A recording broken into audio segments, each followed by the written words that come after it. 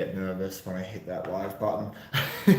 What's going on, everyone? My name is Chris from Vo-Gus Prospecting. My channel focuses on gold prospecting, including sluicing, metal detecting, gold panning, and basically big kids treasure hunt. And tonight we're going to be separating gold out of tin or tin ore, which is cassiterite that we got from a very special place called the Drift Mines. Now, if you're watching this in the future, stick around because we're going to do a Q&A and we should cover a lot of ground in terms of anything you want to know gold prospecting, depending on obviously how many people rock up to this because it is my secondary channel. It's quite bloody warm in my house too. And I've also got an announcement that we're going to be announcing this month's patron winners, last month's patron winners, should I say, who are, I've got their names right here. Here we go. Thomas Bergen and Kyle Bean. You have both won yourself a little prize pack from Vo-Gus Prospecting that I will be sending out very shortly. So a big congratulations and thank you very much for supporting my channel. There is literally no way I could be making as many videos as I do without the support of my patrons. So it goes a long way to making Vo-Gus Prospecting happen. And if you are interested in joining up for Patreon, that is in the description below. It costs $1 per month and we give monthly prize packs away as well as early video release. Now, let's talk about what we're going to be doing tonight. The tin ore that we collect is shedding out of a rare granite formation near Beechworth, Victoria. And this rare granite produces a lot of tin, so much so that after the initial gold rush in the 1850s, tin was the primary thing that was mined. In fact, the Eldorado dredge, which is the biggest dredge in the southern hemisphere, was totally dedicated to mining tin after a while. And unfortunately for us modern gold prospectors, it is ridiculously difficult to separate from the gold because it's totally non-magnetic. So we have to use a variety of tools and things to help us through that. Now tonight, I've only got a little bit of tin and gold. I'm going to show you that in a second because it was from a session where I went test panning. And my goal for this test panning session was to identify areas where I could potentially be dry washing come summer because there is very little water even in the midst of winter. We are in winter, it rained all week and there is hardly any water out there. So we can't run sluices really. We can't do the work we would normally do. We've got to dry wash it, but this is the time that we test pan for it. Let's put this camera around and I'm going to show you guys all of that beautiful gold. Bam! Here we go. This is what I got test panning in about 3 hours. It's not too bad. There might be a 0.2 or something there, but we're just going to go over the techniques that I use to separate it. A lot of very regular viewers will know the technique I use when I'm using a pan here, but I like to make these videos because it works as a resource for future prospectors who may not know about these techniques. Now you're going to hear some bone rattling in the background because I do have Fern over there who's attempting to eat her antler, and she does that extremely loudly. Now I cannot read comments while I'm doing this, guys, so just bear that in mind. Now tonight, for a little bit of extra added spice, I thought we would do this unclassified. Traditionally, the first step you would go to if you're getting gold out of any kind of black sand, whether it be magnetic or not, if you have to pan it down, you want to classify it. And the reason you want to do that is that you want to have the same sort of density between particles. So your big black sand weighs about half as much as what your gold does. That means you can have a speck that's about twice the size of your piece of gold before it becomes a problem. So what we're saying is the bigger chunks, the coarser black sand over here, is going to make it quite difficult to pan the very tiny itty bitty pieces of gold out over here. And that's because I'm going to have to use more velocity in the water to make that black sand shift compared to what it would be required to make that gold shift. But we're going to try it unclassified because I understand that a lot of people don't have those super fine classifiers that you've got to use. So even like a 50 mesh or 1/50th of an inch in a screen probably wouldn't be big enough, small enough to alleviate the problem I've got in this pan, you need like 100 or 200 mesh. Just look, hopefully you can actually make that out, guys. Look at how fine that gold is. Just ridiculous. Right, the first thing you're going to want to be doing is getting a pan, a small pan. Don't go for a full-size pan. I'm using a full-size pan for my tub of water here, but you want a small pan. It gives you a lot more control. You don't have to use as much velocity to get water to move around the base. And generally speaking, smaller pans have a large diameter base compared to the overall circumference. And I personally find that the water moves around the pan quite well with that ratio. When it comes to a pan like this, you can use really tiny little movements will have a big effect on the water because it's a very small base and a very large diameter pan. So it builds up a lot of momentum. Like think of it as leverage. When you tip your pan, more water shoots up the bottom, from the bottom to the top because of that small base. Whereas this isn't as long. You don't have as much leverage on the side of your pan. Now, tin creates a lot of friction. And friction is our biggest problem because the gold at the drift mines is very flat. So it's got a lot of surface area, and that means that it's going to come in contact with a lot of pieces of tin. And when it does that, it's not going to want to sink through it necessarily. So if we have a big flat flake, it could very potentially be sitting on top of the black sand, even though it's denser because of friction. And for that reason, we want to leave a gap between the corner of our pan. I know people say that there isn't a corner of a pan, but there is, I promise. Right here, you got your flat bottom and it comes up to the wall of your pan. That's your corner of your pan. You want to leave a gap between the concentrates in the corner of your pan and the lip. And that is to visually see if any pieces of gold are about to go over the lip. Then you can stop and re-stratify. The other thing that's going to help in your water is a surfactant. So I have dishwashing liquid in here. It doesn't create bubbles and it allows you to not have surface tension in the water, which is the other thing that's going to remove your gold. Now at the start, I like to use a back and forth motion, and I try to just let the water come into the front half of the soil and take that off because most of our gold should be up the back here like that. And it's just a very slow, steady process. This shouldn't take us too long because there's really not that much here. You can see we can remove quite a lot of material because we know all the gold's at the back. Now, just a warning is that you really don't want at this stage to dip your pan in too deep and let it come to the back, because that, even though this has got surfactant in it, that's when you'll accidentally float gold. If you do go to the back, you want to put your pan in and dip it down so it pools in the bottom.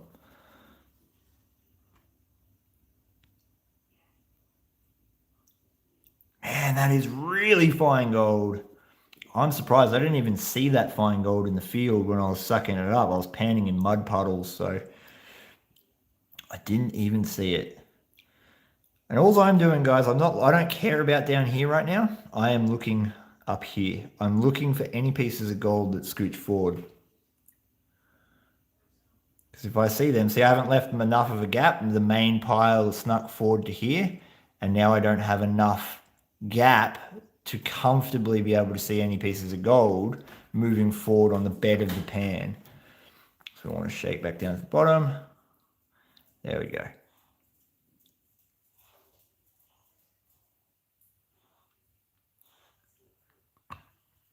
This is going to be an easy one. This is going to be a really easy one. Well, at least for this first part. We've got one little piece of gold trying to escape there. So that's what we're looking for. That's why we leave that gap.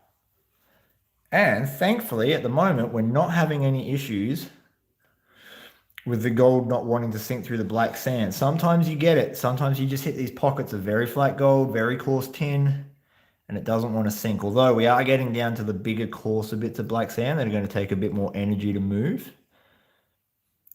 And that's where we might have a problem. Now, you can see I'm actually dipping the water to the very back of the pan, and there is a trick to that, because if you do it too slowly, this is a lot of people freak out. They go too slow with the water back and forth, and it allows this gold to dry out, and when that dries out, it means that as the water comes back up the lip of the pan, there is a bubble of surface tension, even with surfactant in there. And that has the potential to get under the gold because the gold is hydrophobic, actively trying to repel water, and it can lift it up and float it out of the pan. You want to keep this constantly wet. And the way you do that is you keep the momentum up. So you'll find a rhythm that works. Right now, I'm not trying to shift this big black stuff down here. I'm just trying to shift the silvery stuff off the front, the smaller particles. So I find the rhythm that's moving that and I keep it. And I can go fast. Like you can see how fast I'm going. I've got a safety barrier so I can see any gold that's coming through. And that allows the gold at the back to stay wet and not be affected by surface tension. That's not a little bad test panning session. To be sure, to be sure. Now, you will always lose a little bit of gold. It doesn't matter what system you use, you'll always lose a little bit of gold. But this is why I encourage people to clean up at home. The reason you clean up at home is because even if you lose it, it's only right there. And you're not going to waste any time on the creek when you could be digging pay dirt and extracting more gold because you're wasting it cleaning up when you can do that at home with a beer and live stream it. It's a lie. I've got a tea. One little shotgun pellet. We are getting down to the spicy end. So you will get to a point where it becomes difficult to wash this dirt off the edge of your pan without getting gold lifting up. The cleaner the gold gets, the less friction is there from the black sand because you've washed most of it away. And that friction is what's preventing the surface tension lifting it up and scooting it out. So the cleaner your gold gets, the more likely surface tension is going to come in and wreck your very neat panning. So you're going to be really active on watching for surface tension bubbles like that. And when you get too many of them, we're going to change tactics. Right. So this is the point where instead of washing it off the edge, we're going to do the tilt back and forth. Now you should be able to do this a little bit easier now because you've reduced all your black sands. And again, the most important thing is to keep the gold wet. See how fast I'm going? I'm not going slow because as soon as I go slow, the gold dries out. Surface tension gets under it and it floats it away. The best way to make sure that you don't accidentally do that is to put more water in your pan. Because if you have more water in your pan, see that? That's what we're trying to avoid. If you have more water in your pan, it's easier to cover the bottom of it. And when you can cover the bottom of your pan, it's easier to keep the gold wet. We're getting there.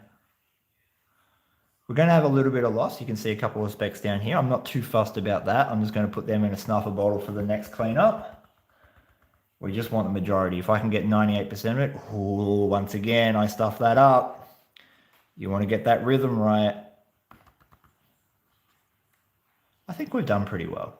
That was a pretty quick cleanup, to be honest. I'll get rid of that shotgun pellet, eh? All right.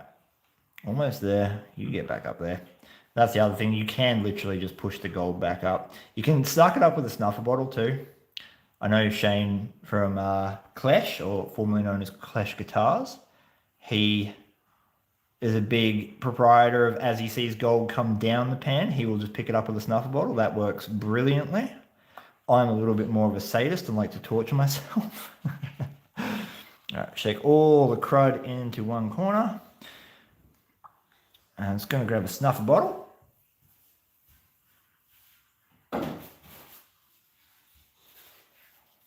And we're going to suck all this up.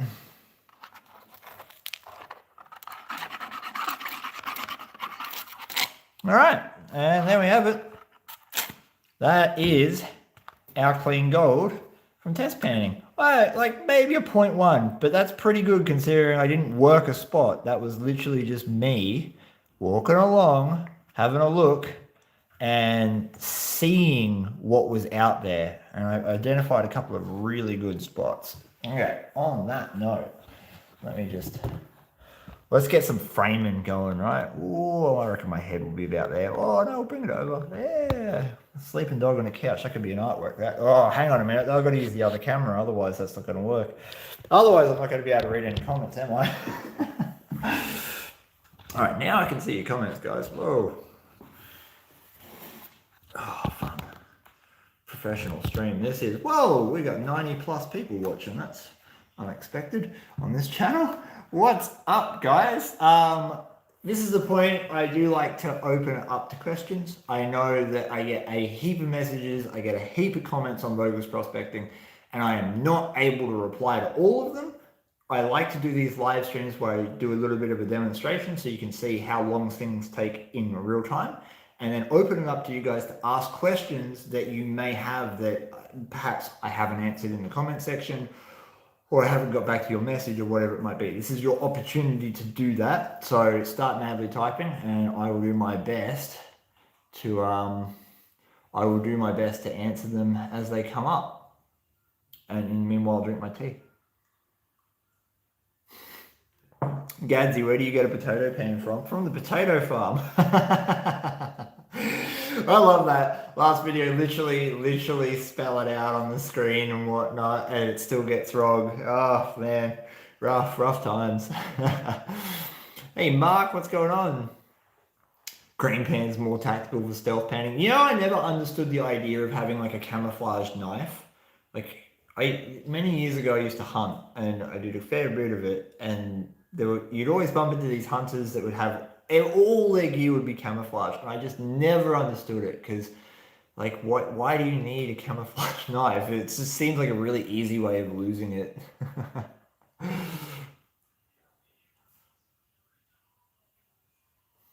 Mr. Angler is not exactly gold related, but do you have any tips on finding minerals or what locations to look for? Yes and no. I think you got to sort of chase it very similar to how you would hunt gold. If I was out there trying to look for a particular type of mineral, say like, I don't know, if I was looking for magnesium or copper or whatever out in the wild, I would be doing probably the same as what I'm doing for hard rock sampling for gold. I'd be finding out what it's associated with, whether it's associated with quartz or a certain type of bedrock, and then I would be looking at geological maps to see where those bedrock sections or those say quartz veinings occur in great quantities, and then I would be going out sampling, crushing, either running a fire assay or a chemical assay, however they extract it. It's just going to be a process of reading about that particular type of mining and then applying the same principles, I would hazard a guess, to this. It can't be that much of a learning curve, but yeah.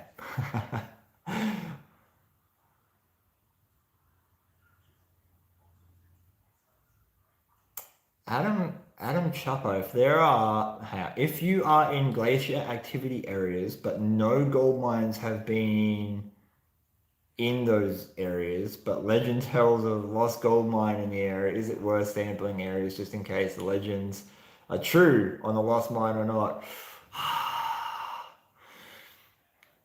Yeah, I mean, let's look at it this way. Glacial gold deposits aren't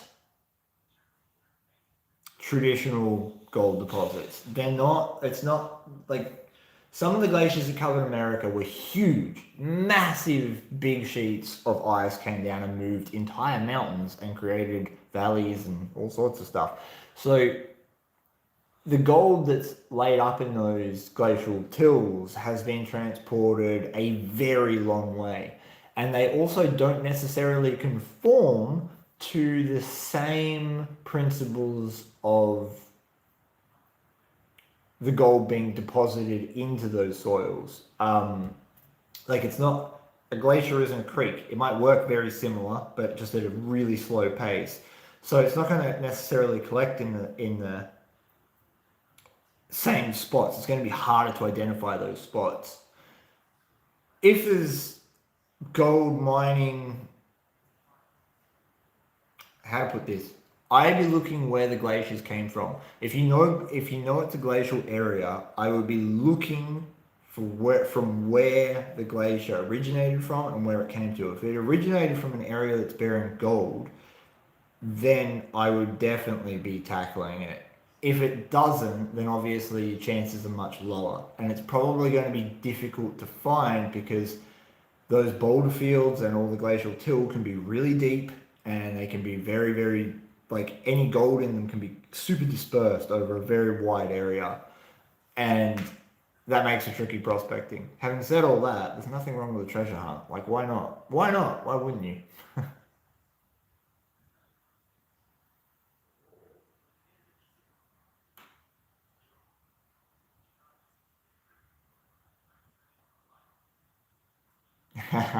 Fern's had so many scratches today. Don't worry.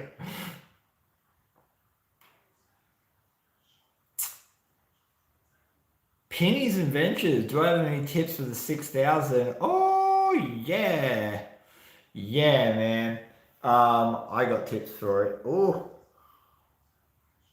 okay, first and foremost, ignore all the manual modes unless you know what you're doing and you've had a lot of experience with it. That's the same advice I give to people that use the gold monster. Um, because the manual modes are super sensitive and that machine is super sensitive and it means that it brings in a lot of chatter, and the more chatter you have, the more chance you're going to be digging false signals. Like I've still spent time digging false signals because of how sensitive the machine is, and it's also going to make it harder to hear authentic targets over that chatter, especially really deep ones that come in subtly or really small targets. And when I say small, like the gold we've dug up with a 6 has been ridiculous.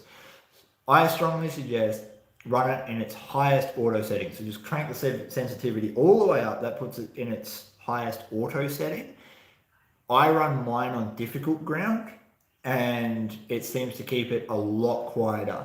The gold that I've dug out with the 6 on difficult ground on auto 12 defies freaking logic when it comes to how small it is. To be honest, it's almost not worth digging some of those bits up. I'd much rather just like run the dry washer over some of those piles or pan that kind of gold. When I'm detecting, I'm looking for much bigger pieces than what the 6 can find on those settings. So don't worry about it finding small gold on that. It's not going to lose you so much sensitivity that you won't find small bits. So highest auto setting, run it in difficult ground. Don't forget to regularly ground balance. Turn off your mobile phone in your pocket. Make sure no one else has their mobile phone on their pockets. If you've got like a digital watch that can like communicates with your phone or whatever, turn it all off. Turn all of it off. And that should reduce all the background noise. The next thing is if you get a target that keeps shifting positions, it's probably ground noise. So just when you get a really faint target, ground balance right hard up next to it and then go over it again. And if the target completely disappears or diminishes to almost nothing, it's probably ground noise. Just kick the dirt a bit and usually it'll either dissipate or you'll lose the target for a bit, and then as the machine tunes itself back into the ground, you'll re-find it. So that's how you know it's a piece of ground noise. Well, that's what I've found. And the last thing is the machine likes to be warm to run properly. Don't just immediately turn it on and go detecting. Turn it on, wait 5 minutes, have a drink or whatever, and then go detecting, because the actual box itself warms up and it runs a lot smoother. You can definitely hear Fern drinking in the background, right? So that's my tips for the 6 to start with. I hope that helps. I reckon, I reckon you're going to have a good time. It's just a beast of a machine, man. Absolute beast.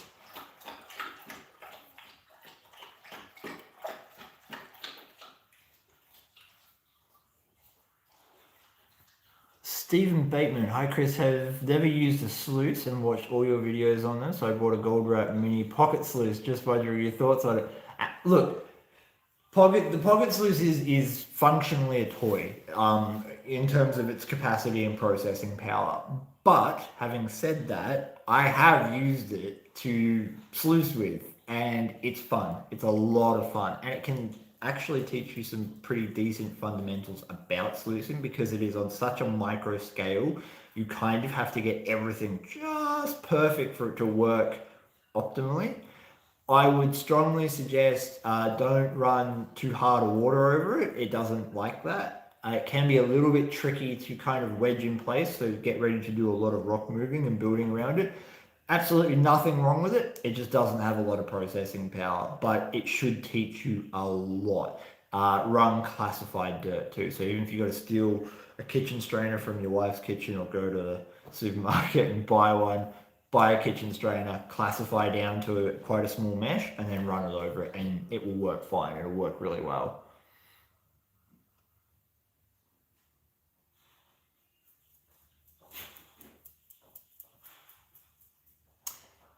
Carl West, how is the time capsule coming? I have been literally thinking about that all week. Literally all week.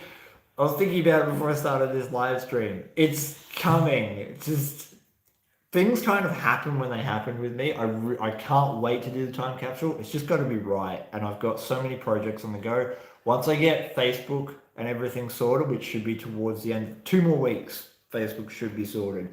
Um, Once I have all that off the table and we're experimenting with a new format of videos that's going to make the show a little bit more cohesive, you're going to see entire areas properly worked. So the structure of our videos has been very all over the place. Like, oh, today I'm going to go panning. Oh, today I'm going to go sluicing. Or maybe metal detecting. Or it jumps all over the place. We don't necessarily work like that. We might go to the same spot 2 or 3 times in a week, but only film one video there. So it looks chaotic. What we want to do is bring you guys a show that's a little bit more cohesive so you actually see the entire process of working an area. Once all that stuff's worked out, that's when I'm probably going to do the time capsule. But it's definitely happening. Just give me a minute.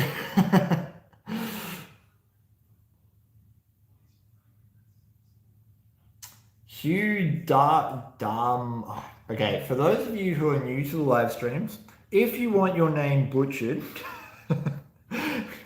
ask a question and I'll happily butcher your name. So I don't mean this in any way, shape, or form as an offense. I'm just bad at pronouncing names. Hugh Darmondi. Darmondi? Darmondi. Yeah, I'm gonna go with Darmondi. Hugh Darmondi. How much time does YouTube take up out of your week? It's a full-time job. That's the easiest way I can describe it. It is a full-time job. A 10-minute video will take me 4 hours to do the initial edit on. So a 20-minute video is about 8 hours worth of initial edit. Then there's the secondary edit, which is where you go through and you proof everything to make sure things like spelling are correct. You trim up clips, you change scenes around to make it flow better. Then there's roughly an hour in doing something like the creation of a thumbnail and the title process. The actual upload is anywhere between 20 minutes and 20 minutes and 40 minutes, just depending on what I have to add to it. That's not including filming it. Filming it is at least an entire day. So the idea with that is you come up with the concept and then you actually have a shoot day, possibly 2 shoot days, depending on whether or not I'm doing a sequence of cleaning up at home, or we've got to go back to the spot for whatever reason. And then there's the footage dumping. Like one video, realistically, you're probably looking at a minimum of 12 to 14 hours for a 10-minute video. And that's just one video. At the peak of the fastest pace I ever set between Facebook and YouTube, because the edits between Facebook and YouTube are completely different, I was doing 4 to 6 videos a week. So we're talking about working 70 hours or more just to produce the content. It's a lot. And that's often why you see me come home with smaller amounts of gold, because filming on the creek can legitimately take up 30, 40, 50% of your time, depending on the complexity of the film.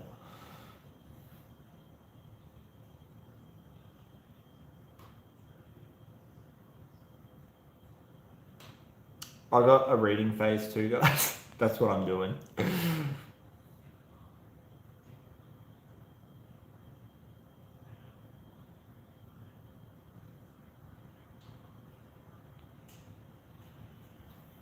Josh Downey, I live in Melbourne, southeast suburbs. Any pointers on where I could go for a camping panning trip? Southeast. So that's towards Gippsland, yeah. If you've got easy access towards Gippsland, I know there's a lot of very coarse chunky gold out there. I don't know specifically where. That's where research comes in. So just Googling town areas around you or towards Gippsland that would have the words alluvial gold or gold rush or something like that in there, and then just following those leads that come up. And eventually you're going to find things like tourist boards that are promoting, oh, this town was a gold rush town. And that's when you can go, okay, if it's a gold rush town, maybe they have maps and so on and so forth. And you basically just got to follow it like that. So Google is your friend. Just Googling things like alluvial gold and and local town names is the way to start.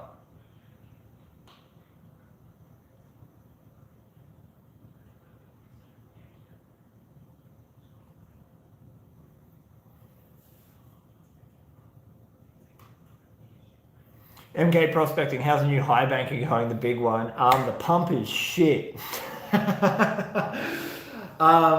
Keen didn't send one part that connects the suction hose to the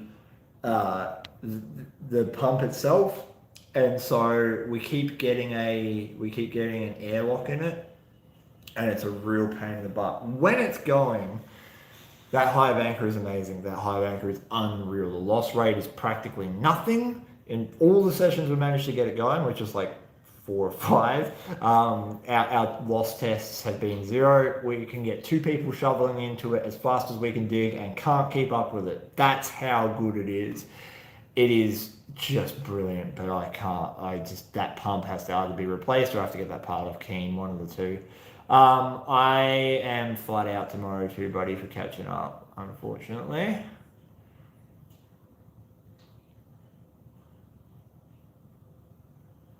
Adam Sharper, do you ever take a vacation out? No, no, I don't. Because you can't. Like, that's the thing. You cannot take a break when you're doing stuff like this.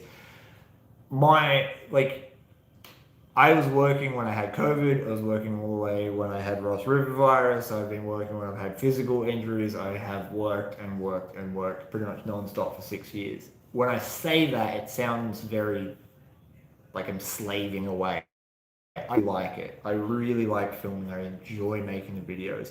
There definitely has been times where it has been a struggle, but it's not because of the job I'm doing. It's usually due to a state of health, mental or physical. Obviously, there's a lot that happens in my life that we don't put on camera, and sometimes life gets complicated, and that's when I found myself struggling with it. But I don't feel like I need a holiday. That's the other thing. I love this. It's something I want to do more and more and more of. It's like, especially at the moment, I'm like, yeah, we're all go. So, so it's not something that I want to step away from without cameras. I do obviously go to the creek without cameras and have days out for sure, absolutely. But in terms of like an actual holiday that you would have if you had a normal job, nah.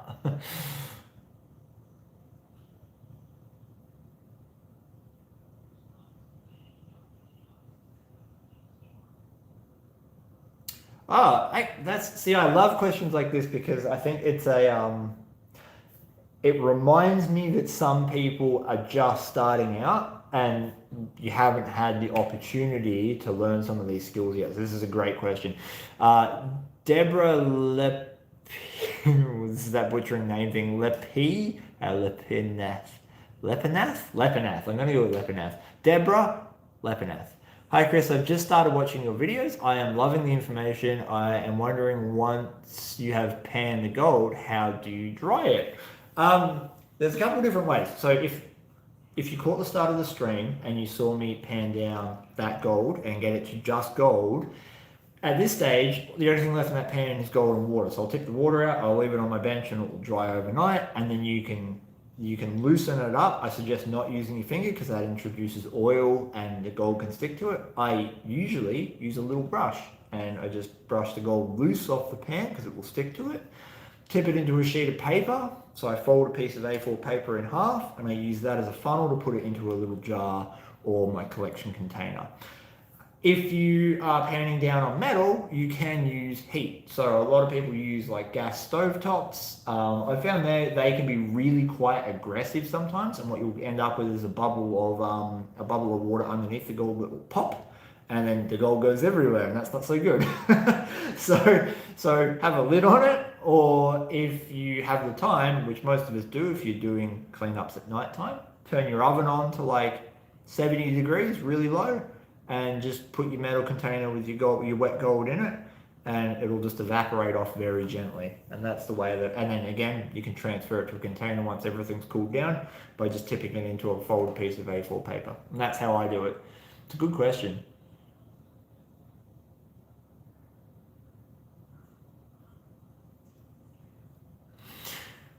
Keith Perry, hi Chris, you mentioned the other day how you don't go out at night because of snakes and spiders, etc. But have you ever felt really scared whilst out prospecting? Okay, so Australia is weird. In summertime, there's a lot of creatures that avoid the heat of the day, like we should be, and they come out to hunt at night. So you get an increase in like biting insects, you get an increase in activity with some reptiles like snakes and spiders. And the nighttime bushland in summer Australia can be quite dangerous. It's a lot of effort to stick up with even just the swarms of mosquitoes that happen here in Australia at night time. They're pretty ferocious during the day. I mean, I caught a mosquito-borne virus this year in the daytime in summer because of it. And it gets worse tenfold at night. So it's not being scared, it's being conscious of the dangers that the Australian bush has. When you grow up here, it's second nature. There's a lot of things we don't do. Like you don't just stick your hand in random holes, like under logs or whatever. A lot of people don't. Like when I went to Canada, it was such a counterintuitive thing to stick my hand in under boulders. It's just something you don't do here. So it's stuff like that. That's why we don't go. That's why I don't go out at night. There are obviously exceptions to every rule. During winter, I really like metal detecting at nighttime because it's very quiet. There are no people around, so you don't get hassled, you don't get bothered. The soil's usually very soft, so it's easy to dig. And that's for coin and relic hunting. I quite enjoy that at nighttime during winter. I wouldn't bother going out into the middle of the bush in winter because it would be absolutely miserable here. When it comes to being scared in the bush, I've been scared in the bush a lot for a lot of different reasons, and none of them have to do with prospecting at all. I'm not going to go down that route tonight, but there are things that have happened in the past that are just not. Some of the reasons we pick the spots that we film to prospect during summer are due to safety. That's about what you really need to know. So there are certain places I don't go because there's only one way in and one way out. And the last thing you want to do is get trapped either by a wildfire, you don't want to get bitten by a snake or a spider, and be way out in the middle of nowhere where you can't get in contact with anyone to help you, or even if there was someone available to help you, there is significant danger in between you and any chance of rescue. So it's something to bear in mind. When it comes to like being scared, I've not really ever had any major issues out in the bush ever.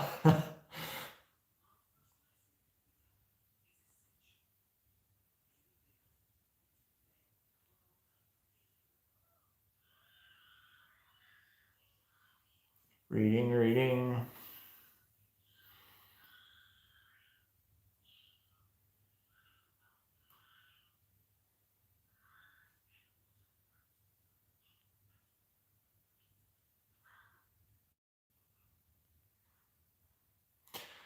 Anthony Packer, Mick's trommel. I've only seen it run once, but Mick's had it out a couple times. I'm very, very keen to see that run. He's got a spot that he wants to go to run it, and I would be super keen to see what comes out of that ground with it, but that's all in the future. I haven't quite done any kind of proper filming with him yet with that.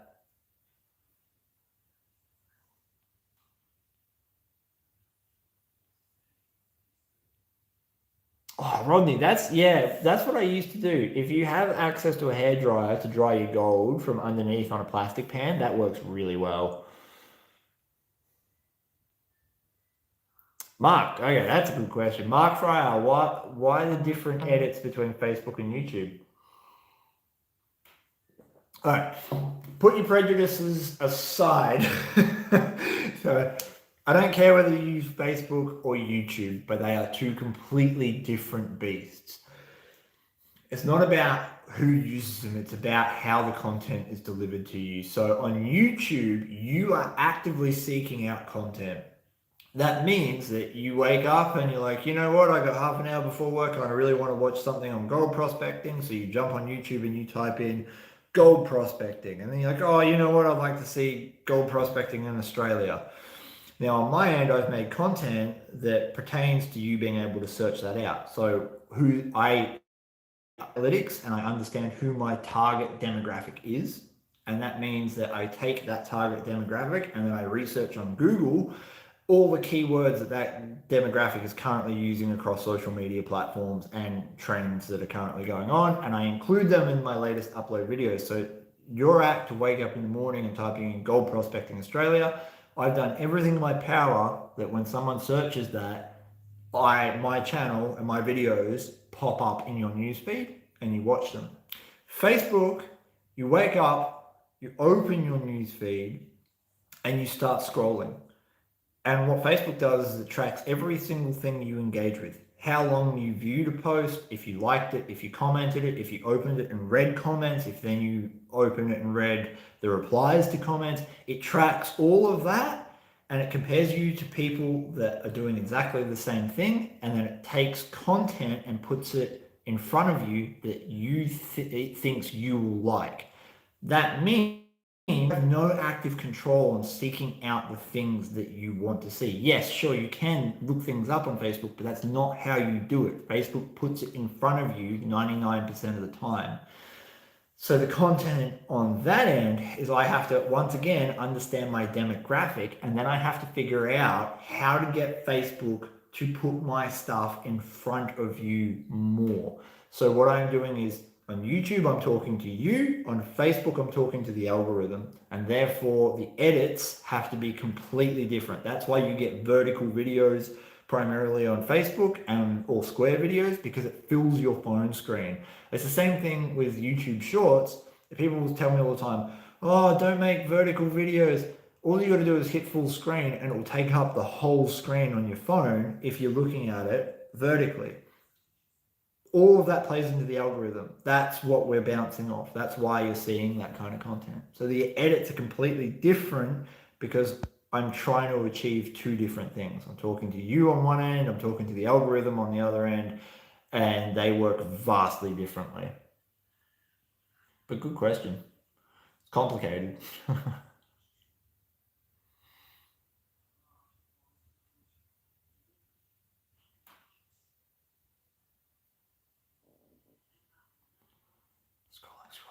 Scrolling.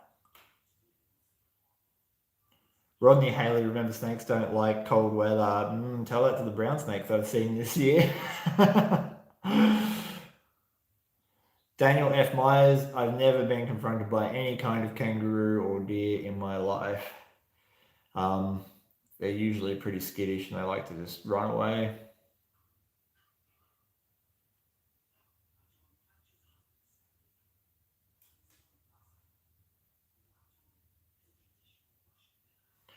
Oh, hang on, we've got a Harmison? I'm going to go with Harmison.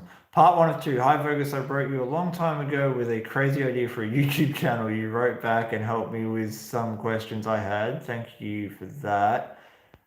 And the way you have talked about mental health has helped me a lot. I'm really glad to hear that, man. It's it's a very surreal feeling. It's a very surreal feeling because I've don't even know exactly where to begin with that. I have had the benefit of some extreme kindness in my life in the face of absolute horrific horror. And it feels good to be able to kind of repay or pay that forward, to continue that for someone that may need to hear it. And it was never my intention to build this channel up to be a massive thing that it is. It was never my intention for it to have a focus on mental health stuff. It was literally just my journey out of being in a really bad spot. And as the years have gone on and I've received thousands of emails and messages, like very personal emails and messages about all sorts of mental health stuff, I'm happy it's taken the path it has. I've definitely had to limit it somewhat because there is a burden that comes back on you when you put yourself out like that. There's a lot of people that, through no fault of their own, that's important to state, definitely take something of you with them when they leave you those messages. I've had some really heavy messages, and I sympathize with the people who would have to deal with, I guess, like emergency services, dispatches and whatnot. I sympathize with them if their job is anything like some of the messages I've got. It can be a really heavy burden, and it's not saying that people shouldn't reach out. It's just that I have to be conscious to distance myself from that every so often because it can weigh you down. But it's a burden that I'm 100% willing to take on when I can, because I know from those messages some of the stuff that I've shared that has been the lessons that have been very hard learnt on my end, might just say someone struggling to get past that point in their life.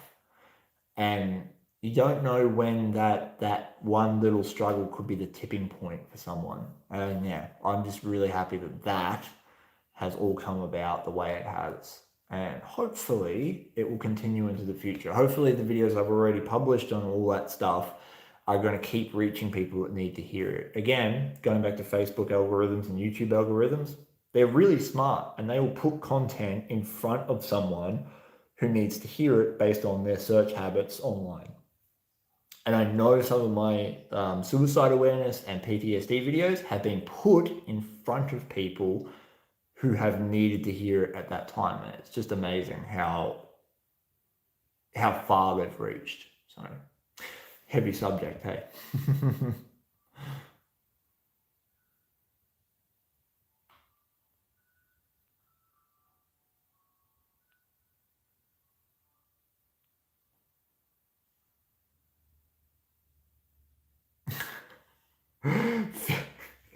Fishing Sammy style. Hi, what's the daftest, coolest thing that you've found while out treasure hunting?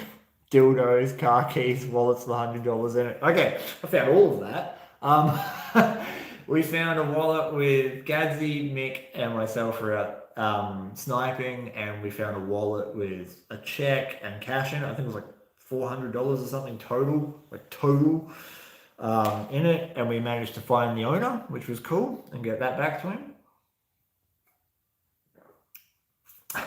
I found car keys, I found all that sort of junk, I found sex toys, I didn't find, the guy that taught me how to prospect, he was down on Reedy Creek at one of the main campsites there, and he was panning on the water's edge. There's like a whole series of boulders and stuff, and he pulled out a thing and he walks back up to camp and he goes, "Oh, what's this?" And he hands it to a friend of ours called Carrie.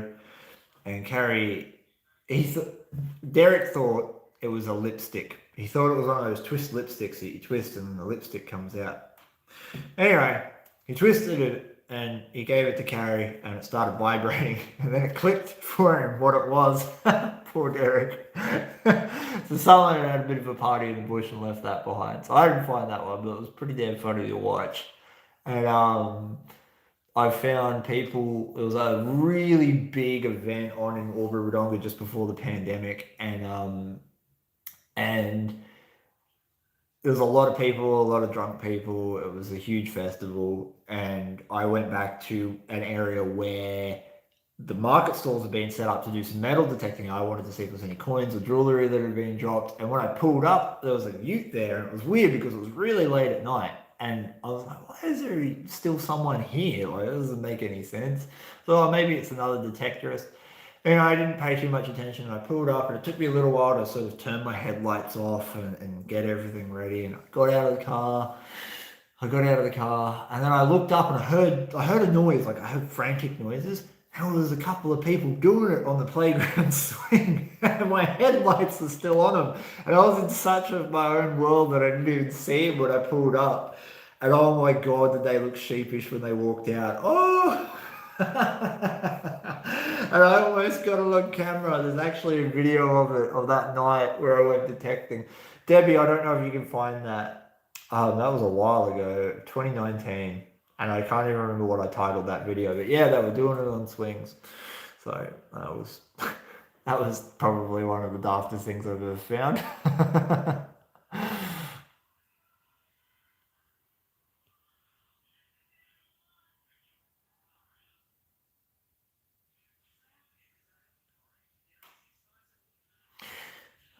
Greek gold. Oh, hang on. Greek golf god. Oh, gold. That's confusing. Greek golf god. Are you going to come to the USA soon? I would love to, but there's a lot in my life that is she there? No, she's on the other end. That that lovable ball of fur over there slightly complicates it for several reasons. So I'd love to. It's a distinct possibility, but just it's got to work, right? I've got to make it fit into my life, and at the moment, it's not really there. So yes, but I don't know when. Yeah, Jason Wetter. I'm glad someone remembers that episode. That was funny.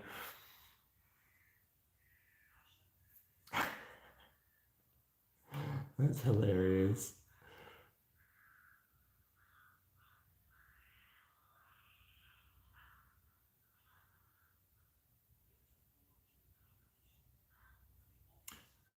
Sean Thunman. Thunman? I'm going with that. I live in Texas. There's no gold here. An amateur geologist. And is there any advice for someone starting out as a total noob? Yeah. Okay. Let's talk about total noob prospecting for a little bit. We'll close it out with this because we've been on for almost an hour. Total noob prospecting. If I had my time again, what would I do? What would I do? I think I wouldn't be in so much of a rush to do something like sluicing. I would, if I had my time again, I would buy a good panning kit straight off the bat because it's gonna alleviate some of that angst I had with my crappy pan with its crappy little ripples. It worked beautifully, it works great, there's nothing wrong with my crappy pan at all, but it takes a little bit of finesse to make it work properly. Whereas a proper pan, a proper panning kit is way more forgiving. And whether you buy Garrett, Minelab, XP, it doesn't matter. Just a, a brand that has nice deep inset riffles into the wall, that comes with a good snuffer bottle, that offers you a small pan, a big pan, and a classifier, and that will see you good for a long time. Obviously, in Texas, you're going to have to travel to go out into the wild and do it to find gold. I would really strongly suggest, if it was me, again, because you're close to like, where's Texas is there, so you've got like Arizona and California and stuff going up towards the East Coast. No, West Coast. Is that West Coast? Shows I know my geography, but you've got those states there. So if you're able to make the trip to somewhere like Arizona, or where there isn't much water, then and I had my time again, I would be learning about hard rock. I really would, especially if you've got an interest in amateur geology. The amount of gold you can pull out from hard rock is astounding. It's absolutely astounding. I would really focus on learning the process of taking samples out of the phase, crushing your own samples in a dolly pot, learning how to pan both crushed gold as well as chemical and fire extraction.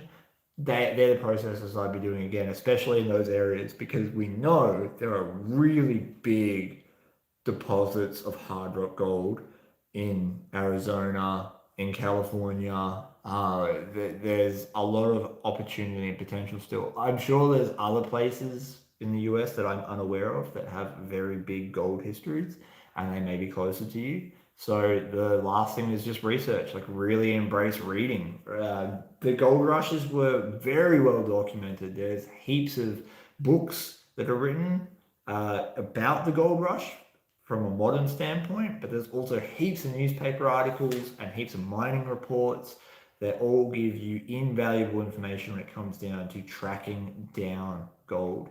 Now, I don't know what Texas has on offer other than oil, but assumably it may have other mineral deposits, and whilst gold might be off the table, there are other things that are worth money. Like, I don't know, but if you had any large deposits of something like lead, you could literally still be able to make money off those mining deposits, those mineral deposits. We talked about this earlier in the stream.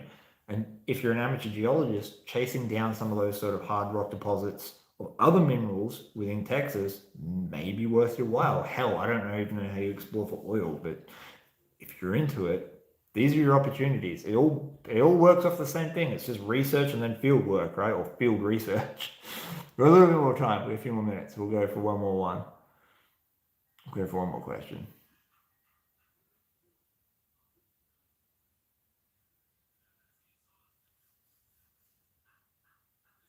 Stumpy Picks, what's my thought on claims? Oh god, if you've seen any of my recent hard rock videos, I hate the idea of claims. I wish, bro, I really wish we could claim some of the reefs that we've found. I really wish we could. It's just like, it's taking the step from being an amateur enthusiast to a full-time proper miner. Obviously, there's so much money involved. It's not even just, it's not even just the initial setup. Like, the person that I was talking to about it, who does helps people get claims in Victoria, he's saying that it's about $25,000 to find out. So all your applications, so all your lawyer fees, all your forms going out, all that crap, 25 grand straight off the bat. And I could say no, and you don't get any of that back. So okay, so that's a big gamble, first and foremost. Let's say you had everything in your favor, so you did all your groundwork and it's really likely it's going to get approved, and you go down that process. Then you've got all your reclamation bond, which is significant. Again, he's talking a lot of money. It's not 5 grand or 10 grand or something like that. It's a lot of money.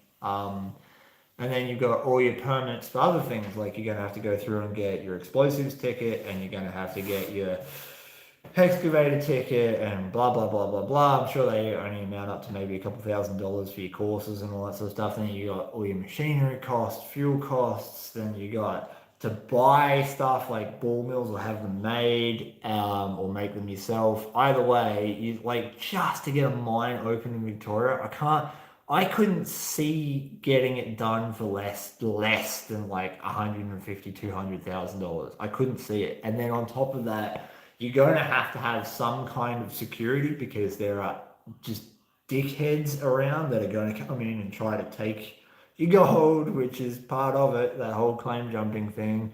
So you're going to have some level of security in your mine. You're going to have to carry insurance. Obviously, there's inherent risk with doing things like working underground, which is what I'd be aiming to do, because there's no way I'd put an alluvial claim in. That would seem redundant to me. I'd much rather do a hard rock where I'm going to get major reward for the effort and time I put in.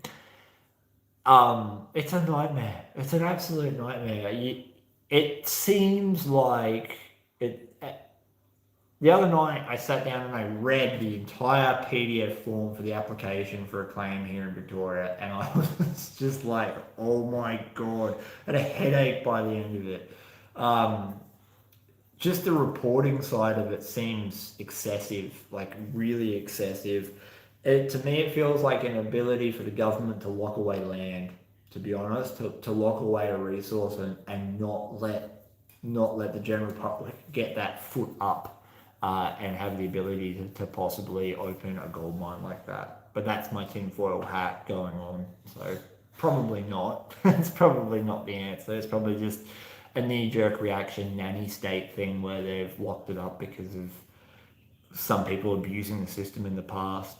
I don't know, but yeah, I wish it was easier. I wish the system was more like the US, where you could just peg a claim and it might cost you a couple $100, and you have to, like, I know in Canada, once you get your claim, it might cost you a couple grand to have it. But once you do that, all you've got to do is maintain a level of hours on your claim, and then it remains yours until it comes up for its renewal, and it's a pretty simple process. So I don't know.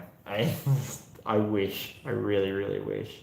All right, guys, I am going to leave it there. It has been an hour of live streaming. I hope this has shown you guys a little bit on how I clean out gold from the tin. If you are interested in joining Patreon, it costs $1 whole each month, and we give away monthly prizes as well as getting early access to videos. So the videos appear here on this channel first privately, and we share that with patrons, and after a couple of weeks we make those videos public here once they've aired on the main channel.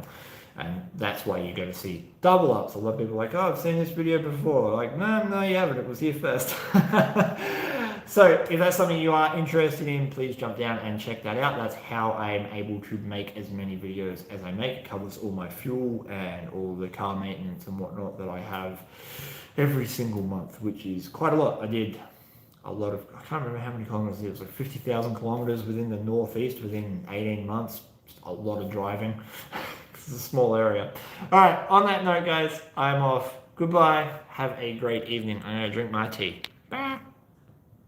I got hit. Okay, Chris. Come on. Use your fingers. There we go.